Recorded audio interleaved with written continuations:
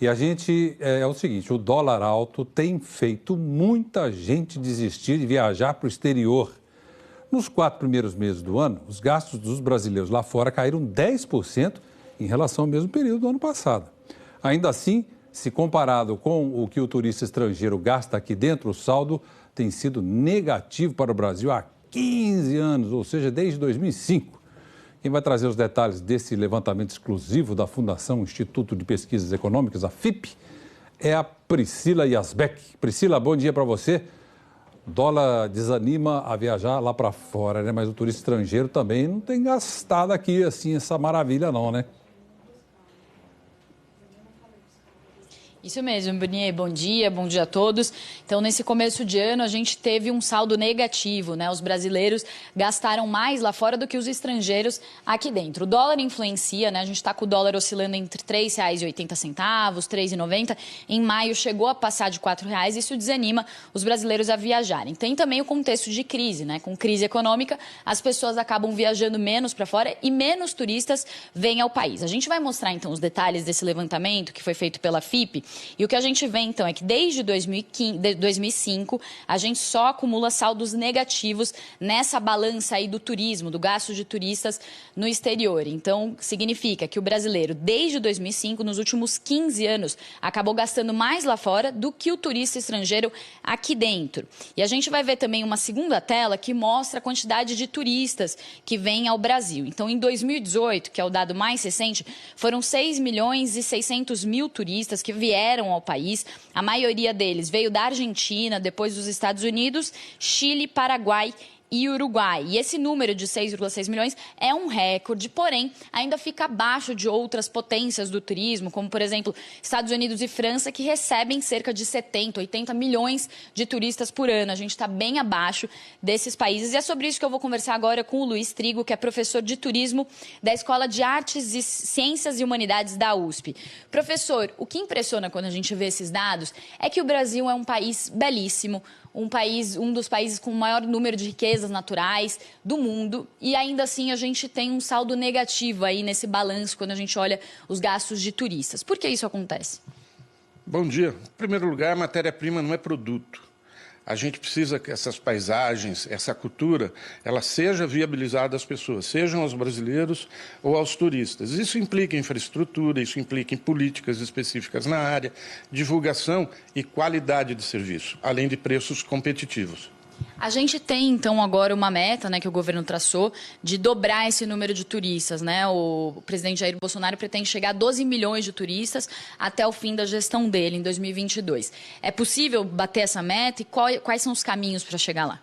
É muito difícil bater essa meta porque isso significa dobrar.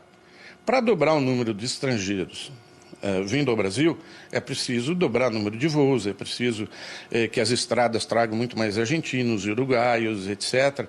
Se houver um aumento de 20% na entrada de turistas estrangeiros, o governo terá tido um grande sucesso. Certo, professor, muito obrigada pela entrevista.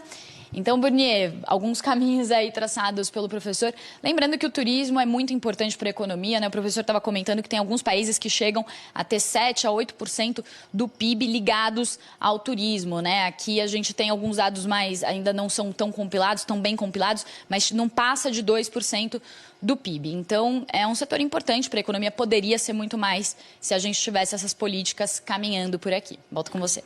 Sem dúvida, Priscila. Há quanto tempo a gente não fala, né? O Brasil é um país tão lindo, 8.500 quilômetros de praias que você não encontra em outro lugar no mundo. A gente realmente podia estar ganhando muito mais com o turismo, né? Obrigado, viu, Priscila? Bom dia para você. Bom, eu recebo aqui para falar de economia o Carlos Honorato, mais uma vez. Tudo bem, Honorato? Tudo bem, bom dia, Bruno. Bom dia, a Júlia está aqui comigo. Bom, Honorato, pegando o gancho aqui sobre isso, claro, o dólar está alto, o euro está alto, está difícil viajar, mesmo quando viaja, cartão de crédito sempre é um problema, porque ele é tentador, mas tem a taxa alta, etc. Né? Tem uma brincadeira, né, que quem viaja para o exterior, quem converte não se diverte, né? Quer dizer, acaba indo para o exterior... Nossa, usei né? muito essa máxima. Você está lá nos Estados Unidos, aí se ficar fazendo conta do dólar, não gasta. Mas a gente percebe que é muito mais fácil você ir para o exterior em termos de pacote de turismo, de oportunidades, mais barato. Mais barato relativamente, né? Do que fazer turismo no Brasil. Eu faço uma comparação, que a gente está vivendo agora um período de festas juninas, Festival de Parintins, por exemplo. Se alguém quiser fazer uma visita ao Amazonas, provavelmente vai gastar mais do que se quiser viajar para a Europa ou para os Estados Unidos. Então, a gente acaba, o turista que consegue viajar, ele acaba optando pelo exterior, então ele vai gastar mais. E o turista que vem do exterior para cá acaba se aproveitando do nosso real relativamente desvalorizado, né? Então, o Brasil fica barato para quem tem uma moeda forte lá fora. E um agravante dessa história toda são as companhias aéreas, né? O valor das passagens piorou com a questão da Avianca, as pessoas usando mais ônibus e sem competição, né? O governo agora vai tentar entrar com a medida provisória que foi aprovada do capital externo para tentar melhorar um pouco esse setor. E o que é fundamental, assim, a gente precisa criar a infraestrutura aeroportuária, quer dizer, a falta não é só de companhias aéreas, mas há uma necessidade que você tenha aeroportos, infraestrutura de segurança, infraestrutura de recebimento das pessoas, e mesmo a pessoa chegando num destino turístico, que ela tenha ali um pacote, um passeio específico. Em países que o turismo é muito desenvolvido, você pega, por exemplo, a África do Sul, que é surpreendente, eles têm pacotes em todo lugar que você vai, em qualquer hotel que você vai, em qualquer aeroporto, você tem disponibilidade de pacotes, de passeios, de combinações, que faz com que o turista gaste. A gente precisa estar disponibilizar isso para as pessoas usarem. A questão da segurança, né? Desculpe, que é uma variável também. É uma variável importante no caso do Brasil, né? Norato, uma outra notícia que a gente viu hoje no Valor Econômico diz que a renda fixa, que é uma aplicação que muita gente faz no Brasil, está com uma taxa de administração alta e rendimento baixo, não está sendo uma boa. O que está acontecendo?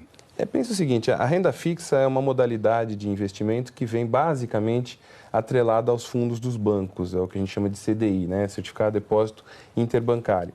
E este valor, tradicionalmente, ele tinha uma taxa de administração muito alta no período em que a gente estava com uma taxa de juros também elevada. Então, quando eu tinha aí 15%, 16% de Selic, se pagava 3%, 4%, até 5% de taxa de administração.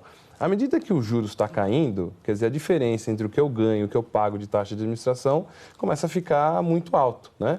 Então, muito baixo, quer dizer, a rentabilidade fica abaixo desses fundos. Então, um investidor em renda fixa, às vezes a gente brinca que essas contas são as tais dos raspa-conta, né? Você tem um dinheirinho parado na conta, o banco faz uma aplicação automática e aquilo rende o CDI. Essa questão, essa taxa de administração, a pessoa não percebe que ela está pagando esse valor, ela não consulta o fundo, ela não acompanha, e quando ela vai ver, a rentabilidade dela é muito baixa. O que é importante para as pessoas que estão investindo em renda fixa ou têm esse dinheiro aplicado é acompanhar exatamente quanto que o banco está cobrando. Porque começa o banco, a corretora, porque isso começa a fazer a diferença na rentabilidade. Pensa o seguinte, eu tenho hoje 6,5% de taxa Selic, ou de taxa de um fundo, e estou pagando 2,5% de taxa de administração. Então, quase 30%, 35% da minha rentabilidade está ficando na administração do banco. E as pessoas, às vezes, não se atentam a isso. É uma aplicação que está há um bom tempo, ela mantém aquilo como uma aplicação automática, o banco já faz o crédito e débito na conta dela e ela acaba não ganhando o que poderia ganhar. Muito bem. Esse foi Carlos Honorato, mais uma vez, com seus esclarecimentos aqui para ajudar a gente a entender esta difícil matéria que é a economia. Obrigado, viu? Eu que agradeço, Burdinha. Muito obrigado. Bom dia, obrigado, Júlio. Obrigado.